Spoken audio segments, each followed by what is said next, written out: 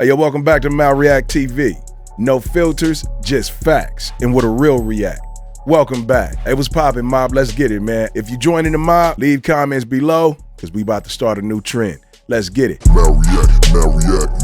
Let's go, mob. MalReact. Let's go, mob. All right, man, so you got Young Thug on Pivot Podcast, talking again. I guess, man, you know, a lot of these cats that come home from snitching or whatever they done, they trying to make a way for themselves to do better.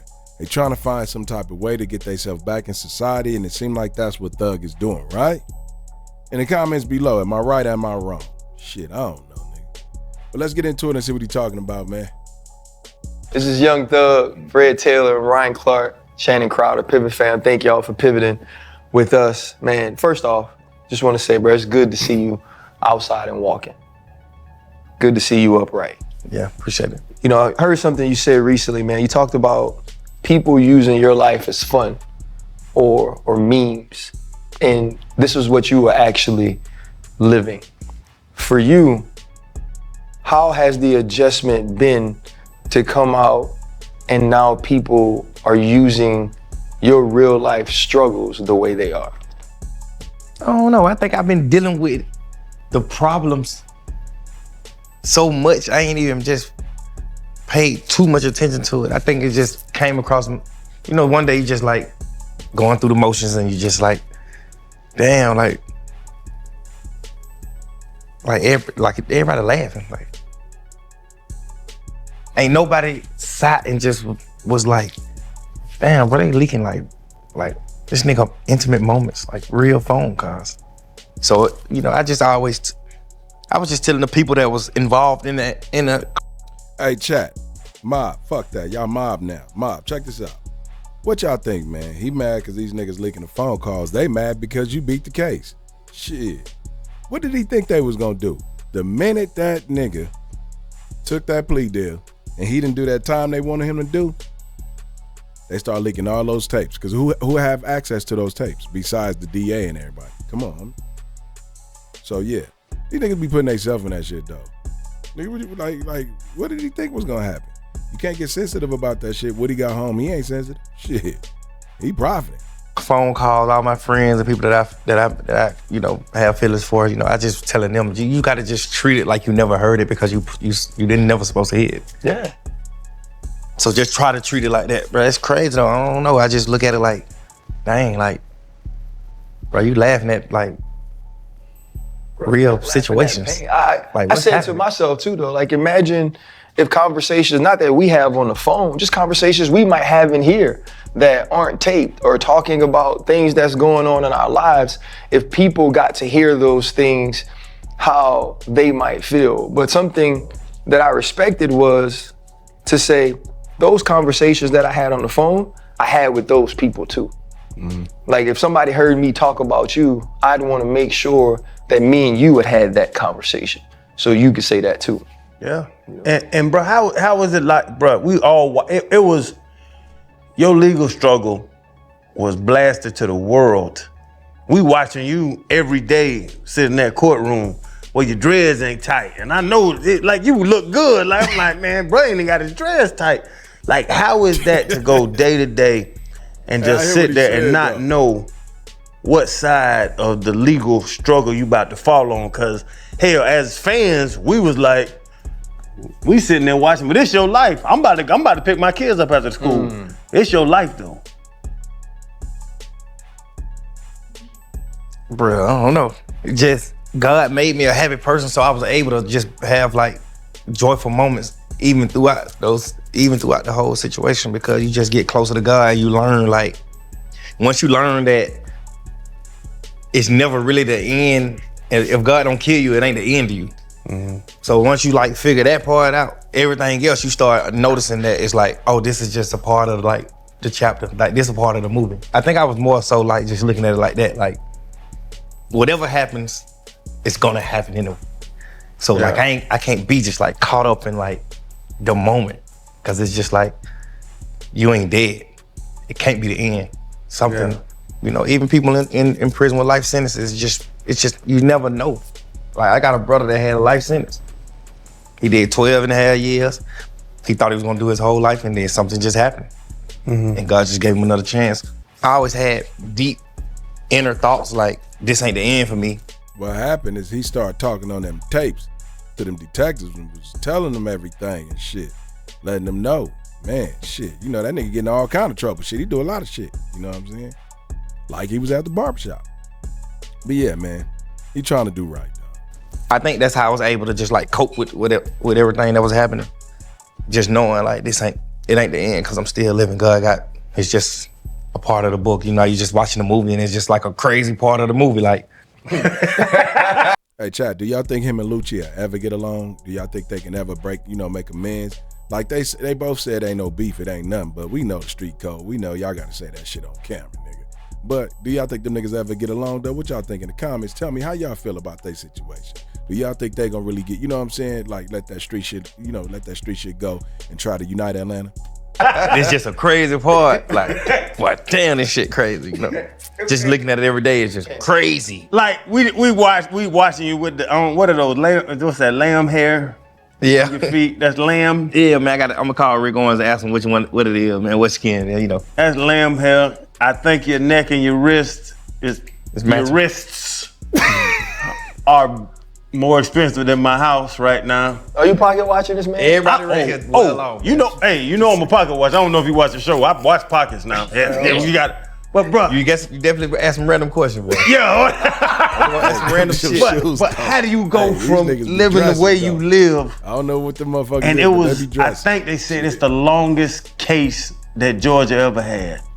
Longest and you trial. sitting there, bro, 3 hots in a cot. Living to 3 hots in a cot. What is that like when you sitting there looking up at night? Hell. It's over with, boy. You go from the life we live to that. Boy. I think my situation was so serious, I ain't even have time to realize. I think from day one, my lawyer was at the jail every day, 6 hours, 8 hours a day. From day one, I ain't even have time to even just like think and sit back. Like, obviously, it ended up just catching up. You got officers, some of the officers they just normal people. They ain't thinking like chess players.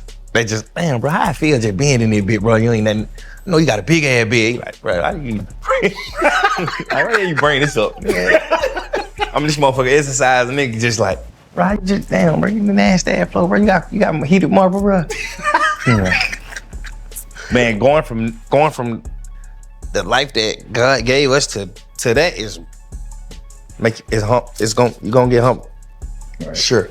Did it change you? Yeah. I think more.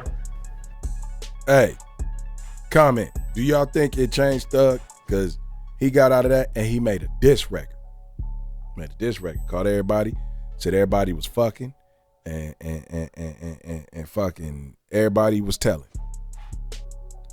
So I guess he just wanted to get that shit off his chest because he wasn't able to talk in that courtroom the way he wanted to. Them niggas was sneaking drugs in there, nigga.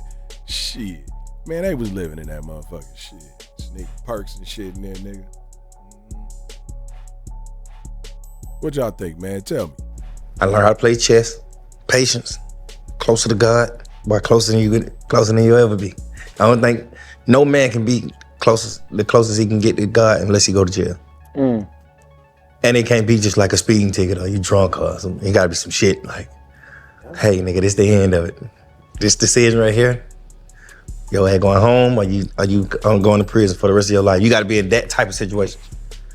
That's what make it just like, so for people like us, you know what I'm saying, we from the street. You got regular people that's just like, you know what I'm saying, you can go to jail for a DUI and be like, hell no, you know. But where we from, it gotta be something like detrimental. It gotta be real serious. Even if it ain't life, it just gotta be something serious. That's when you gonna get closer to God. I just got better with eating, closer to God, working out. Patience, key. Patience. Do you remember the moment Hell yeah. you reached out to God though?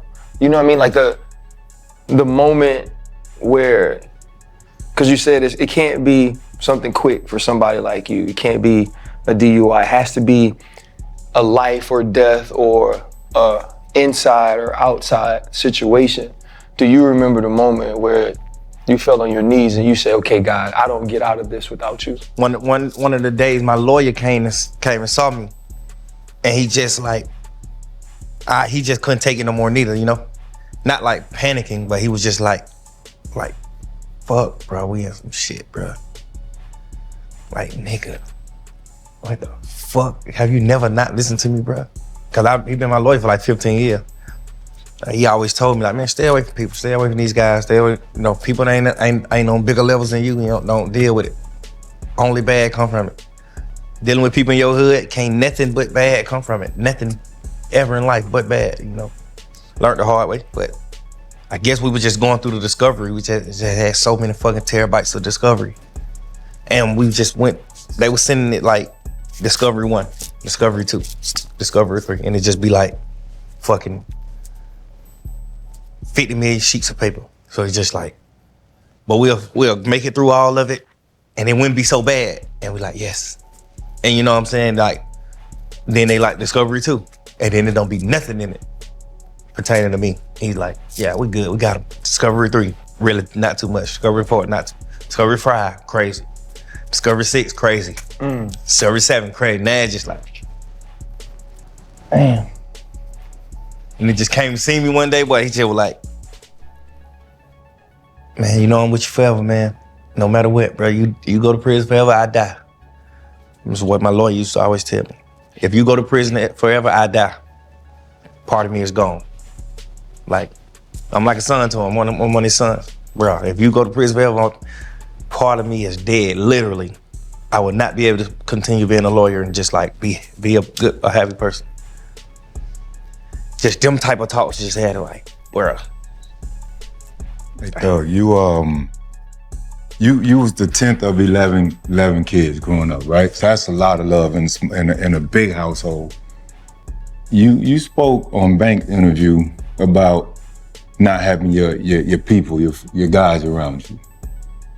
Now, like when I see that, I see like that image of Will Smith standing in the house, looking around, nobody in there, right? How does it feel knowing that when you went in, you had everything, right? All your people, and now to come home, you on your pivot, like it's a big reset. You got to get back to it.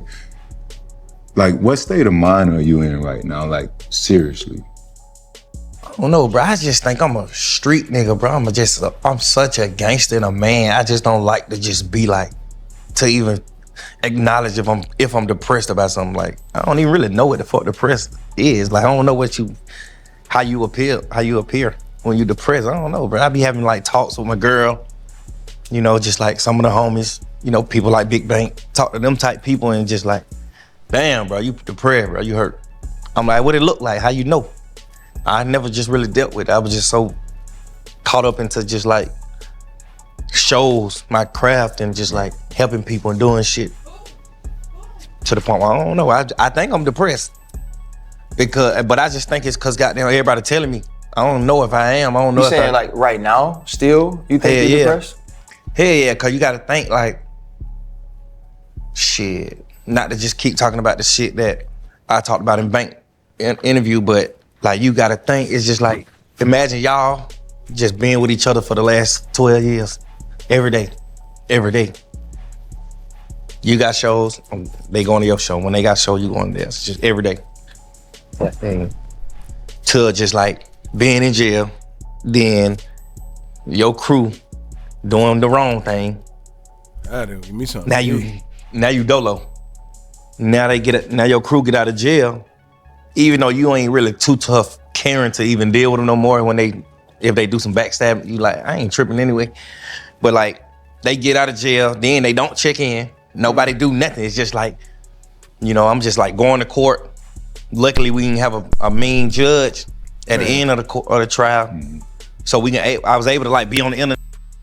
I mean, they probably feeling like we ain't supposed to be talking. So, cause everybody telling, so shit, why the fuck are we talking? They all telling.